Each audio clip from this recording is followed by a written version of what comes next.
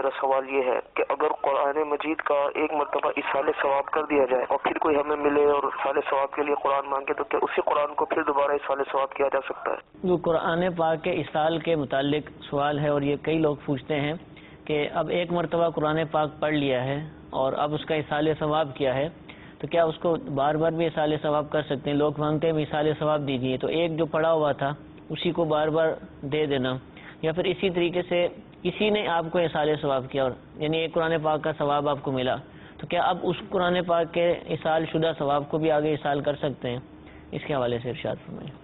دیکھیں، ایک دفعہ جو قرآن پاک پڑھ لیا اس وقت جتنے افراد کو آپ اصال ثواب کرنا چاہتے ہیں کر سکتے ہیں، یعنی قرآن پاک پڑھا یا کوئی بھی آپ نے نیک عمل کیا، اب آپ نیت کرتے ہیں کہ میں ساری امت کو یہ بخشتا ہوں، ثواب پہنچاتا ہوں، تو ٹھیک ہے، اس طرح آپ ثواب پہنچا سکتے ہیں، لیکن یہ نہیں ہو سکتا کہ آپ نے کوئی بھی نیک عمل ایک مرتبہ کیا اور پھر یا قرآن پاک آپ نے ایک مرتبہ پڑھا، اب روزانہ یا ہر تھوڑی تھوڑی دیر کے بعد آپ جو ہے وہ اصال ثواب کر رہے ہیں، تو یہ درست نہیں طریقہ کار۔ یہ تو پھر بندہ ایک دفعہ قرآن پاک پڑھے اور تسبیح لے کے بیٹھ جائے کہ میں فلاں کو اصال ثواب کرتا ہوں، فلاں کو کرتا ہوں، فلاں کو کرتا ہوں،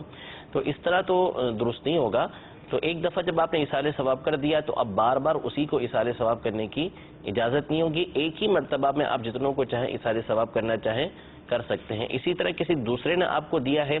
تو اس کو آپ اصال ثواب نہیں کر سکتے، ہاں آپ یوں کہہ سکتے ہیں کہ میرے پاس جتنی نیکیاں ہیں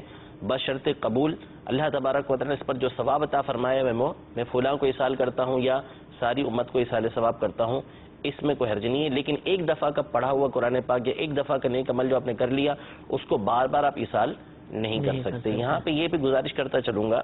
بعض افراد بار بار SMS بھیجتے ہیں کہ آپ کے پاس اصال ثواب ہے تو دے دیں، اصال ثواب ہے تو دے دیں، اصال ثواب ہے تو دے دیں، قرآن پڑھا ہوا ہے تو دے دیں۔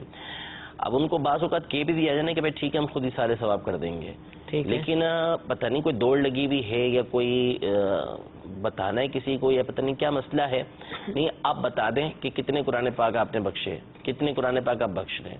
تو یہ کوئی ضروری نہیں ہے۔ دوسرا یہ کہ جب آپ سے کہہ دیا گیا کہ اصال ثواب کر دیں گے تو ہمارا مقصد کیا ہے؟ مردے کو اصال پہنچانا ہے، ثواب پہنچانا ہے نا، تو ٹھیک ہے ان کو ثواب پہنچا دیا جائے گا۔ تو